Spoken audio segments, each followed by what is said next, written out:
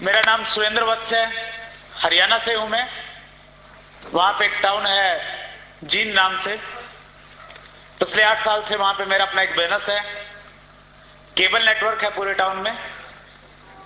और साथ में दोस्तों मैं स्टूडेंट हूं, अभी पंजाब यूनिवर्सिटी चंडीगढ़ से पीएचडी कर रहा हूं। बहुत सारे स्टूडेंट हैं आज।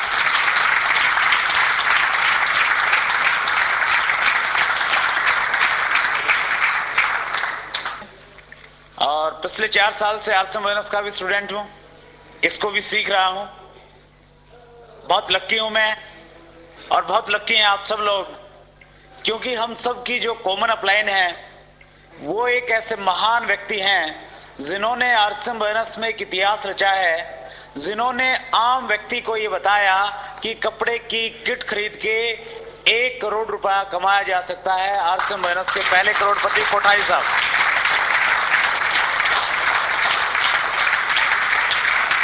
हम बहुत लकी हैं, कोठारी साहब की गाइडलाइन हमें मिलती है। और ऊपर में श्री केसी चावड़ा साहब, जिनका बहुत बड़ा विजन है इस बिजनेस को लेके, श्री बीसी चावड़ा जी, जिनकी मोटिवेशन, जिनकी प्रेरणा से हम बहुत बड़े बड़े ड्रीम इस बिजनेस में बना रहे हैं, और उनके आशीर्वाद से हम उनको पूरा कर रहे हैं। मेरा ऐसा मानना है कि मेरी जो एलओएस है, और मेरी जो एलओएस है वो निश्चित रूप से आपकी भी एलओएस है। हम सब की एलओएस दुनिया की सबसे बेहतरीन एलओएस है। सबसे बेहतरीन लोग हैं वो, सबसे अच्छे टीचर हैं वो, जो हमें एक आम व्यक्ति से खास व्यक्ति बनाने के लिए जिनका संकल्प है। आज से 4 साल पहले ये बिजनेस मेरे लिए अजनबी था। पहली बार मैंने नाम सुनाई दिया था RCM। और आज आलम ये है, सुबह जब उठते हैं मोबाइल पे जो पहली फोन कॉल अटेंड करते हैं उसमें होता है गुड RCM।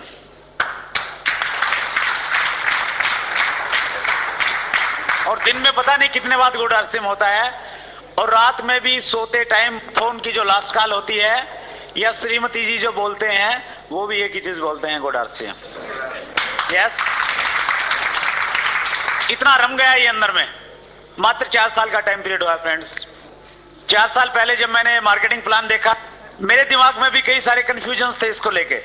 जिस व्यक्ति ने मुझे मार्केटिंग प्लान दिखाया था, मैंने उनसे प्रश्न किया था कि मेरा अपना एक बिजनेस है, उस बिजनेस में मेरी लाखों रुपए की इन्वेस्टमेंट है। लाखों रुपए की इन्वेस्टमेंट के बावजूद जब इनकम और प्रॉफिट की बात करते हैं तो वो बहुत लिमिटेड है, हजारों में आता है।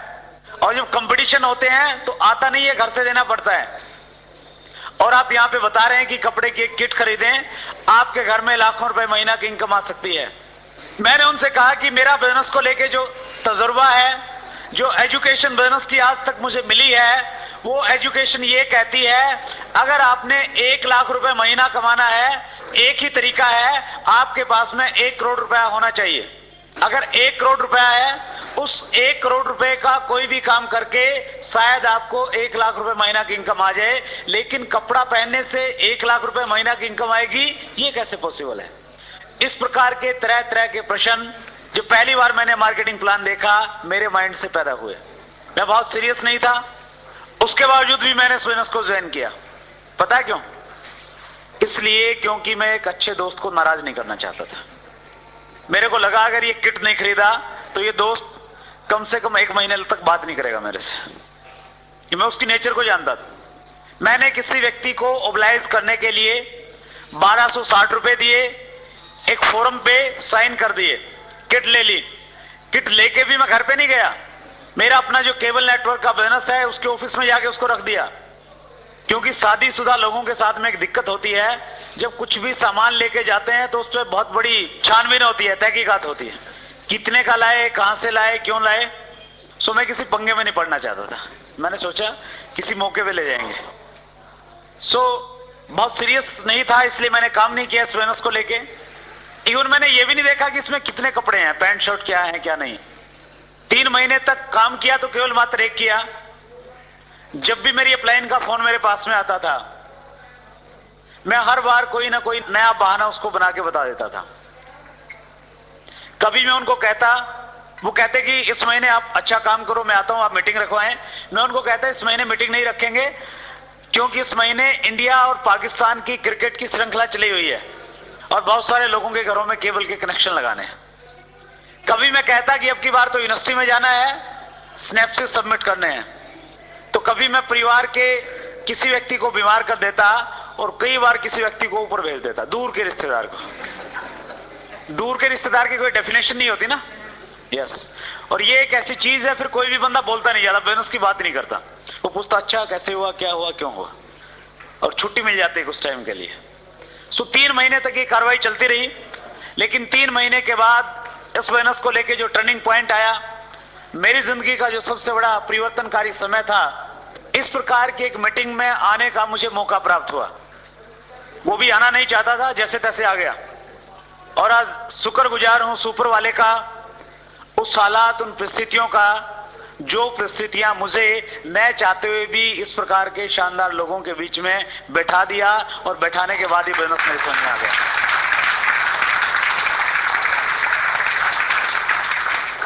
ये जो क्लैपिंग बार बार बजवाई जा रही है ना, ये इसलिए बजवाई जा रही है ताकि आपकी थोड़ी सी स्थिति ठीक हो जाए।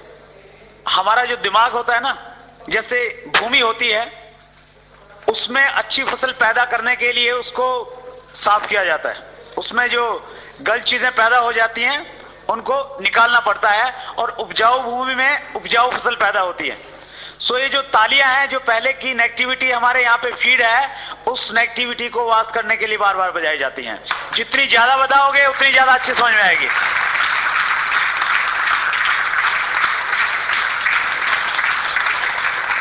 तालियों का क्या महत्व है, ये हेमंत शर्मा जी ने आपको बताया, लेकिन तालियों का सबसे बड़ा महत्व पिछले हफ्ते मुझे समझ में आया, जब मैं जयपुर में एक बहुत बड़ा ऑडिटोरियम है, वहां पे बिरला ऑडिटोरियम, उसके बाहर एक फंक्शन लेके निकला। बहुत एक्साइटिंग सेमिनार थी, वो लगभग 2000 लोग थे वहां पे।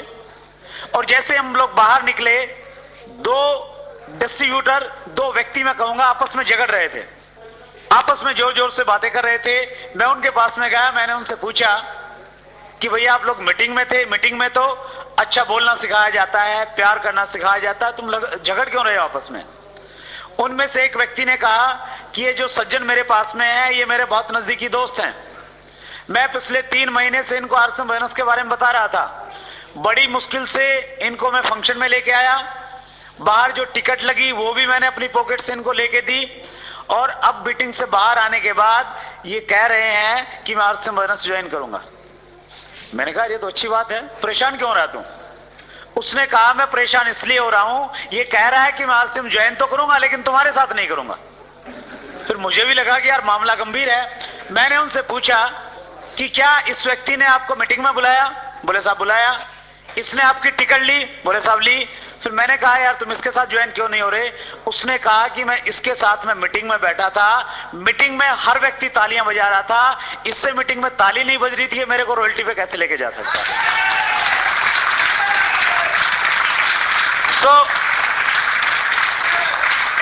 सो आपके सामने ये प्रॉब्लम ना आ जाए, बाहर जाके कोई डिस्ट्रीब्यूटर इसलिए आपके साथ में ज्वाइन करने से मना कर दे कि तुमसे ताली नहीं बजती, मैं तेरे साथ नहीं ज्वाइन करूंगा। यस, याद रखना इस चीज को, बड़ी प्रॉब्लम हो जाएगी, फिर अप्लायंस से समझौता करवाओगे सब। क्यों? क्योंकि हर व्यक्ति जुड़ने से पहले ये देखता है कि ये व्यक्ति खुश रहता है, ये उत्साही रहता है या नहीं रहता। 2 बच्चे हैं, एक रो रहा है एक हंस रहा है, आप किसके साथ में खेलना पसंद करेंगे? हंसने वाले के।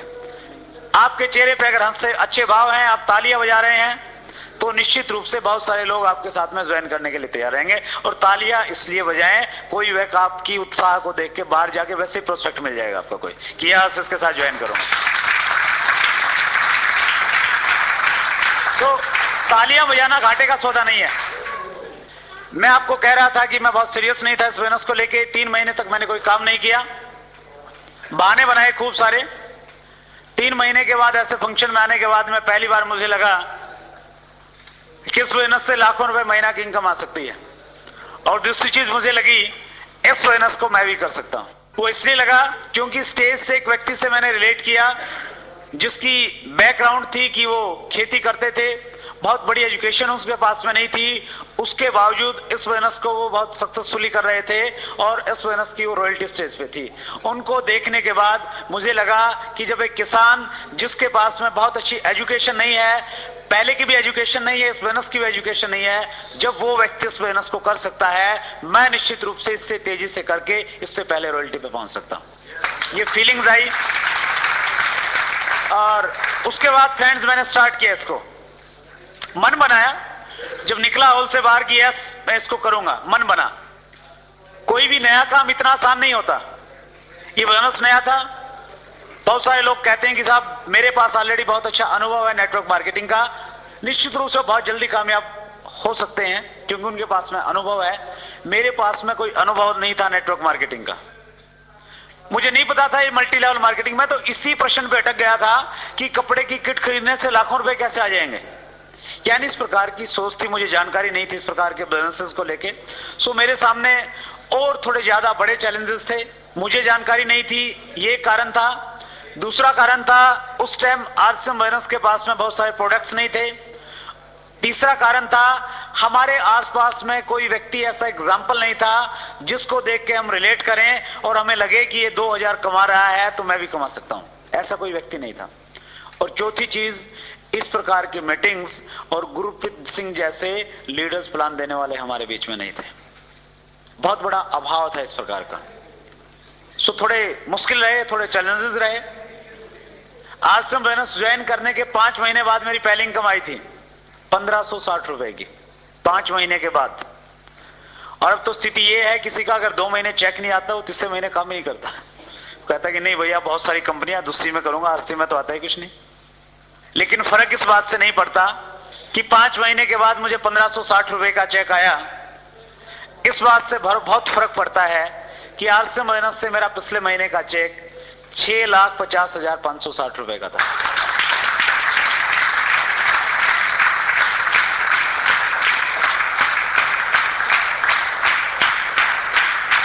Thank you very much. पिछले 4 साल में बहुत कुछ दिया फ्रेंड्स इस बिजनेस ने। एक मिडिल क्लास फैमिली की बैकग्राउंड से आया हूं मैं। मेरे फादर टीचर थे, अभी रिटायर हुए हैं 2 साल पहले। घर में 3 बहनें 2 भाई।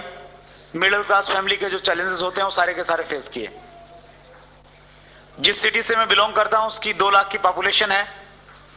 आज से 4 साल पहले उस 2 लाख की भीड़ का एक हिस्सा था मैं भी। लेकिन इस बिजनेस की पावर है कि आज उस 2 लाख पॉपुलेशन के शहर में अगर कभी चर्चा होती है इस चीज की कि हमारे शहर की सबसे शानदार, सबसे खूबसूरत, सबसे लग्जरी, सबसे महंगी गाड़ी किस व्यक्ति के पास में है, तो नाम आता है कि वो आरसीएम बिजनेस के डिस्ट्रीब्यूटर हैं, सुरेंद्र वत्स उनका नाम।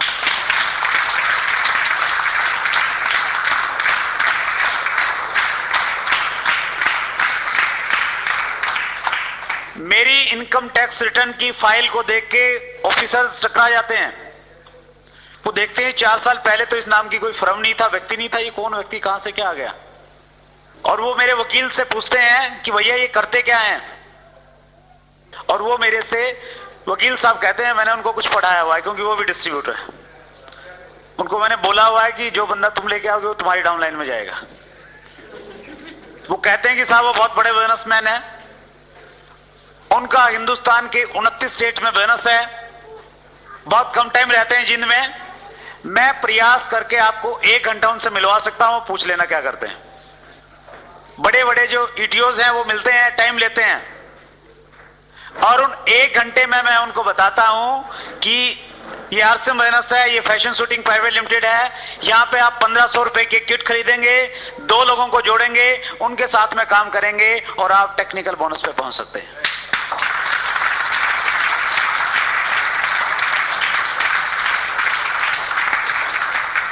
फिर वो ज्वाइन करते हैं और काम करते हैं। जिस बैंक में मेरा अकाउंट है सारे के सारे एम्प्लॉइज, हेमंत शर्मा जी तो समझदार है, पहले ही ज्वाइन हो गए, बैंक वाले हैं, सारे के सारे ज्वाइन। यूटीआई में मैंने पीछे अकाउंट खुलवाना था पानीपत, मैं जर्नली जो फॉर्मेलिटीज थी बहुत जल्दी में था, मैं अकाउंट खुलवा के आ गया। उसके बाद नेक्स्ट टाइम जब मैं गया, एक व्यक्ति को मैं जानता था, जैसे ही मेरा इंटर हुआ वहां पे सारा का सारा स्टाफ, मैनेजर, डिप्टी मैनेजर सारे के सारे इकट्ठे हो गए और उनका भी यही प्रश्न था कि साहब आप करते क्या हो। मैंने उनको बताया कि बैठो मैं बताता हूं, और मैंने उनको बताया और 1 दिन में सारा का सारा स्टाफ ज्वाइन हो गया, 1 घंटे में।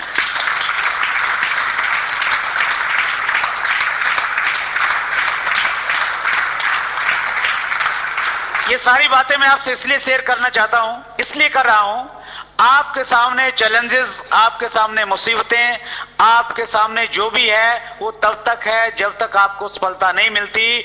जिस दिन आप सफल हो जाएंगे, टेक्निकल बोनस पे पहुंच जाएंगे, आप आगे आगे होंगे और लोग आपके पीछे पीछे होंगे कि सर मैं भी ज्वाइन करना चाहता हूं, मेरे को भी ज्वाइन करवा दो।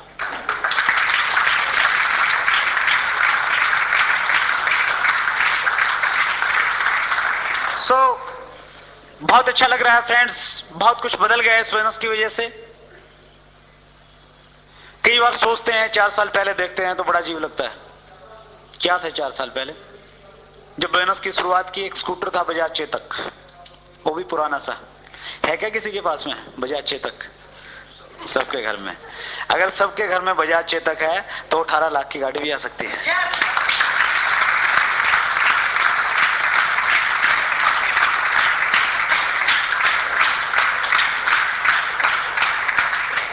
तो बहुत कुछ हो गया उस चेतक की वजह से। रखा हुआ है घर पे, 2 गाड़ियां बदली हैं, वो भी सेफ हैं, ताकि लोग देखेंगे बाद में कि पहली गाड़ी ये थी मारुति 800 जिसको धक्के मार के चलाया जाता था, फिर ये दूसरे वाली ली, फिर तीसरे वाली ली।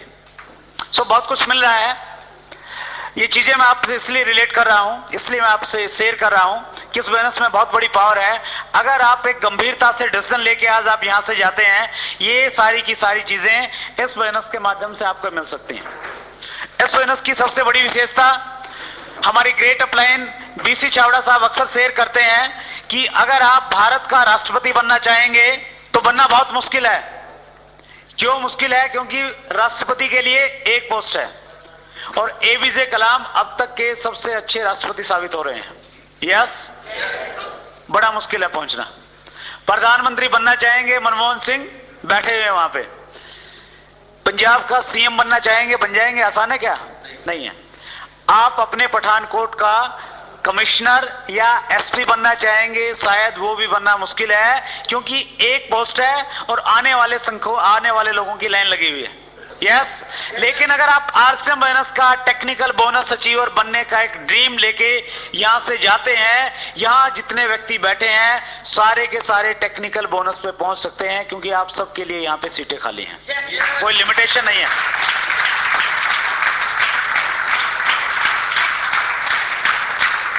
आपको भी ये मिल सकता है सब कुछ, अगर आपने पॉजिटिव एटीट्यूड के साथ ये बोनस किया, सकारात्मक सोच के साथ आपने किया। पैसा कमाना चाहते हैं साहब? बड़ा अजीब सा प्रश्न है, पूछ लेता हूं, फिर भी हाथ खड़ा करें जो चाहते हैं। सभी चाहते हैं, थैंक यू। एक बार तालियां बजाएं आपके लिए, आपकी बहुत अच्छी चाहत है।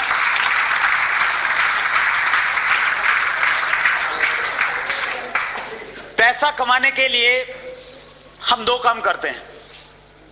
जे पॉल गेट्टी की मैंने एक बुक पढ़ी, रॉबर्ट कियोसाकी को मैंने पढ़ा बिजनेस स्कूल में। वो एक चीज लिखते हैं, पैसा कमाने के लिए हमारे पास में 2 साधन है। एक साधन है कि हम जॉब करते हैं। कितने लोग करते हैं? मेरे सीधा हैंड्स, बहुत सारे करते हैं, थैंक यू। पैसा मिलता है जॉब से? मिलता है नहीं मिलता? यस, मिलता है। लेकिन जे पॉल गेट्टी एक चीज और लिखते हैं कि पैसा कमाने के 2 साधन है, जॉब और बिजनेस, लेकिन अमीर बनने का केवल मात्र एक साधन है, वो साधन है बिजनेस। जॉब से आप अमीर नहीं बन सकते, कम से कम ये तो गारंटी है। Yes yes. और ट्रेडिशनल बिजनेस से भी नहीं मिल सकते। जिस प्रकार के बिजनेस एक मिडिल क्लास फैमिली का व्यक्ति करता है, उससे भी आपको बहुत सारा पैसा नहीं मिलता। सो जॉब और बिजनेस में क्या होता है, ये चीजें मैं आज सोचता हूं कि अगर बचपन में मुझे पढ़ा दी जाती तो शायद मैं और कुछ होता, लेकिन शायद सही समय पे पढ़ाई गई है, इसलिए मैं कुछ हूं यहां पे।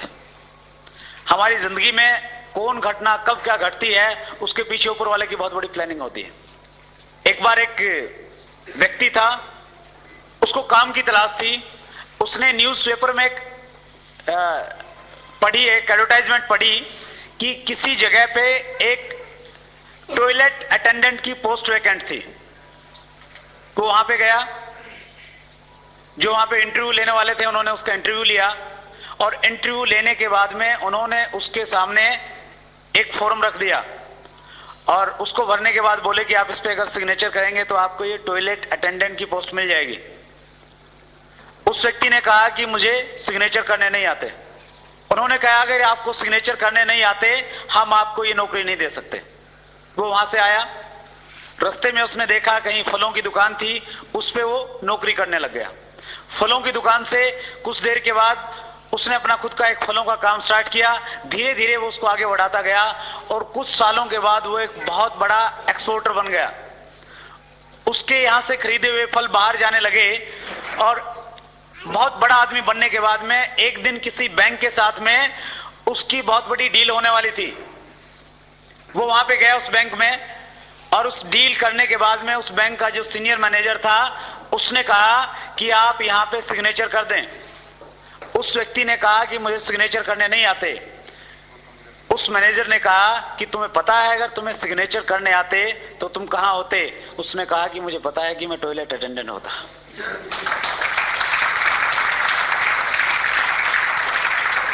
कहने का भाव यह है कि जब भी हमें जो मिलती है वो सही टाइम पे मिलती है। ऊपर वाले की प्लानिंग बहुत अच्छी होती है। आपको अगर ये कुछ लोगों को लगता है कि यार 5 साल पहले अगर हम बोनस में जुड़ जाते तो पता नहीं क्या करते, मेरा ऐसा मानना कुछ नहीं कर पाते, क्योंकि 5 साल पहले बहुत सारे लोग जुड़े थे, वो नहीं कर पाए।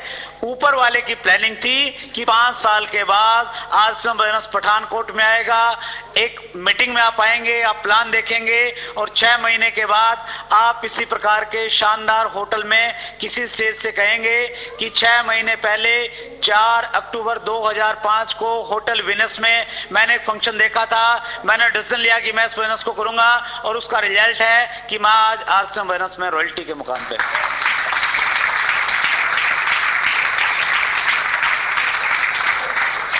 तो ये उसकी प्लानिंग थी और शायद उसी की प्लानिंग थी कि ये चीजें मेरी बाद में समझ में आई। जॉब और बिजनेस में क्या होता है फ्रेंड्स, जॉब अगर एक व्यक्ति 20 साल की एज में स्टार्ट करता है तो वो 1-2 दिन या 2 साल के लिए नहीं करता। एक सर्वे है कि 45 साल तक एक व्यक्ति काम करता है। 20 साल की एज से अगर वो स्टार्ट करता है, जब वो 65 साल की एज में पहुंचता है वो काम करने लायक नहीं रहता, इसलिए वो छोड़ देता है। और उसके बाद घर में भी उसकी स्थिति कुछ अजीब सी हो जाती है। एक जॉब वाले की विडंबना देखिए, जब तक वो जॉब में होता है उसका हमेशा पहले नंबर लगता है। अगर घर में बहुत लोग हैं और एक बाथरूम है, सबसे पहले जॉब वाले को नंबर पड़ेगा, क्योंकि घर वाले कहेंगे लेट हो जाएंगे, पहले इसको नहाने दो। ब्रेकफास्ट सबसे पहले मिलेगा उसको। और जैसे ही ये 65 साल की एज में पहुंचता है सबसे पीछे। करना ही क्या है, खाना और नहाना 2 ही तो काम है, करते रहना। बच्चों ने स्कूल में जाना है, उसने ये करना है, ये करना है। सो इस प्रकार की स्थिति होती है 45 साल तक काम करने के बावजूद। और जॉब में जो सिचुएशन है फ्रेंड्स, मैंने एक बुक में पढ़ा, उसमें राइटर लिख रहे थे जिनका जॉब का बहुत अच्छा अनुभव था। जॉब वाले जरा ध्यान से सुने, मेरा भी एक्सपीरियंस है 1 साल का, और जिस राइटर ने ये लिखा है उनका जॉब का बहुत बड़ा अनुभव है। वो राइटर लिखते हैं जॉब जो लोग करते हैं वो विश्व के किसी भी कोने में है, वो इंडिया में है या अमेरिका में है, वो मंडे को वहां पे जाते हैं जहां पे वो जाना नहीं चाहते हैं। उन लोगों के साथ ऑफिस में बैठ के चाय पीते हैं जिनके साथ में वो चाय पीना नहीं चाहते हैं, और उस बॉस को सलाम करते हैं जिसके साथ वो अच्छे ढंग से बात भी नहीं करना चाहते। यस और नो? यस। फिर भी क्यों करते हैं? मजबूरी है। यस। अगर नहीं जाएंगे तो घर में चूल्हा नहीं जलेगा, बच्चों की फीस कहां से आएगी, पेरेंट्स का इलाज कहां से करवाएंगे। करना पड़ता है, वही टेबल, वही फाइल, वही बॉस, जिंदगी भर एक नीरस से जिंदगी करनी पड़ती है, और उसके बावजूद भी पैसा नहीं मिलता। उसके बाद अगर हम बिजनेस में आए, जॉब में और बिजनेस में दोनों में एक कॉमन चीज है, जॉब वाला भी 45 साल काम करता है और बिजनेस वाला 45 साल काम करता है। और बिजनेसमैन की तो बड़ी अजीब स्थिति होती है फ्रेंड्स। मैंने दोनों चीजें देखी हैं। मैंने जॉब किया 1 साल एक प्राइवेट स्कूल में, और बिजनेस में हूं मैं पिछले 8 साल से। एक बिजनेसमैन अगर उसका एक अच्छा शानदार शोरूम है, वो अगर 20 साल की एज में अपने शोरूम पे जाना शुरू करता है, उसका जो पहला दिन होता है वो जाता है अपनी दुकान के, अपने शोरूम के स्टर को ऊपर उठाता है और दिन भर वहां बैठ के ग्राहकों का इंतजार करता है। अपनी शॉप में वो बहुत अच्छी अच्छी चीजें लिखवा लेता है कि ग्राहक मेरे लिए भगवान है, ग्राहक की संतुष्टि ही मेरा ध्येय है। यस। लेकिन अंदर से वो ये सोचता है कि ये जो आया है ना, इसकी जेब में जितने पैसे हैं सारे के सारे निकलवा लूंगा। यस। वो कहते हैं कि मुंह देख के टीका लगाते हैं। कार में आया तो ज्यादा मांग लूंगा, साइकिल पे आया तो सोचूंगा कि ज्यादा इसके पास नहीं होंगे, कम ले लूंगा।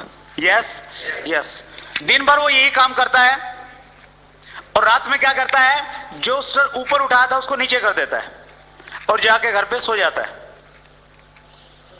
ठीक। दूसरे दिन क्या करता है, वो वही करता है। डलहौजी घूमने के लिए तो नहीं जाता, नहीं जाता। 2 साल बाद क्या करता है, स्टर ऊपर नीचे। 10 साल बाद, 20 साल बाद, 45 साल तक उसका एक ही काम है, सुबह आना, स्टर ऊपर करना, रात को नीचे, स्टर ऊपर, स्टर नीचे, स्टर ऊपर, स्टर नीचे। और ये भूल जाता है वो कि ऊपर वाले ने तुझे पैदा क्यों किया है। उसकी समझ में शायद ये आता है कि ऊपर वाले ने एक ही काम सोचा है कि बेटा जाओ, 20 साल की एज में तुझे काम दूंगा और एक ही काम है, जिंदगी भर स्टर ऊपर करते रहना, नीचे करते रहना, ऊपर करते रहना, नीचे करते रहना। और वो बिजनेसमैन बेचारा सोच भी नहीं पाता कि वो क्या कर रहा है। फुर्सत ही कहां सोचने की। आप किसी को बुलाइए ना आरसीएम बिजनेस की मीटिंग में, कहेगा टाइम नहीं है साहब, फुर्सत नहीं है।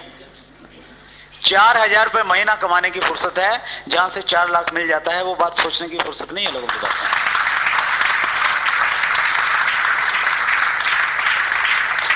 क्योंकि हमने अपने आप को सीमाओं में बांध लिया है। जो माहौल, जो स्थितियां हमें है, बस वो बढ़िया है, उससे हम निकलना नहीं चाहते। और न केवल मात्र निकलना नहीं चाहते, हमें नहीं लगता कि हम इससे ज्यादा कुछ कर सकते हैं जिंदगी में। सो ये स्थिति है फ्रेंड्स एक बिजनेसमैन की। एक बिजनेसमैन 45 साल तक काम करने के बावजूद अगर उसको पैसा मिल भी जाता है, उसने 20 लाख इकट्ठा कर लिया, वो उस पैसे का क्या करता है, अपने बच्चों को छोड़ देता है और 20 साल की एज में जब उसका बच्चा होता है उसको वो काम सुनवा देता है। और उसका बच्चा क्या करता है, वो भी स्टर ऊपर, स्टर नीचे, स्टर ऊपर, स्टर नीचे। और वो उस 20 लाख को 50 लाख कर देता है। और वो क्या करता है, वो अपने 20 साल के बेटे को दे जाता है कि बेटा बड़ी मेहनत से कमाया, इसको खोना मत।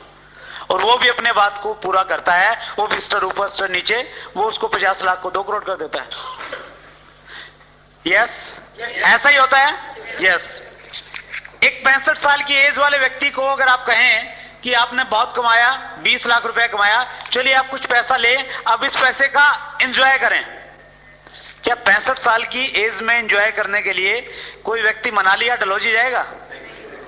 तो या तो अमृतसर जाएगा या हरिद्वार जाएगा, राम का नाम ले लें बस, ये बहुत बड़ी चीज है, बस उसके पास जाना है वो, ठीक है ना।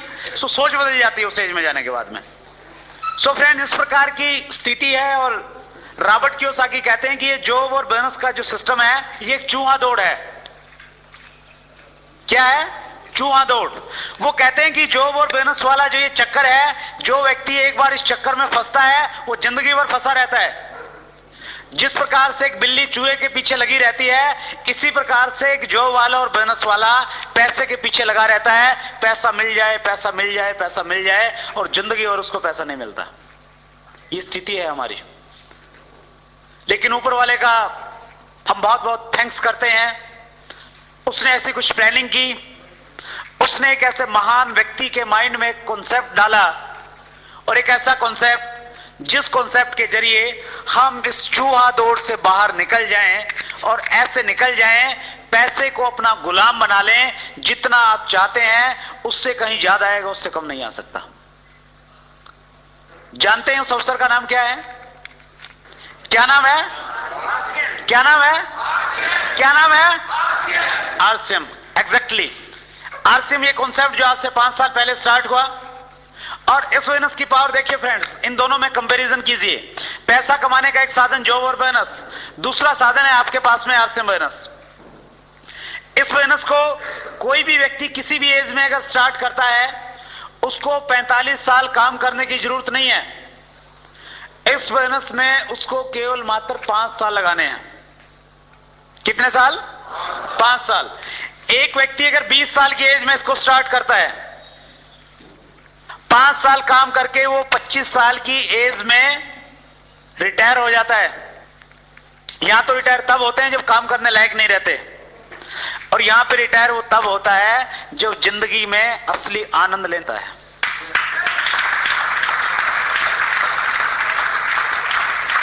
उसके पास में टेंशन नहीं होती पैसे की, और सबसे बड़ी चीज उसके पास में समय की चिंता नहीं होती, जहां मर्जी जाए।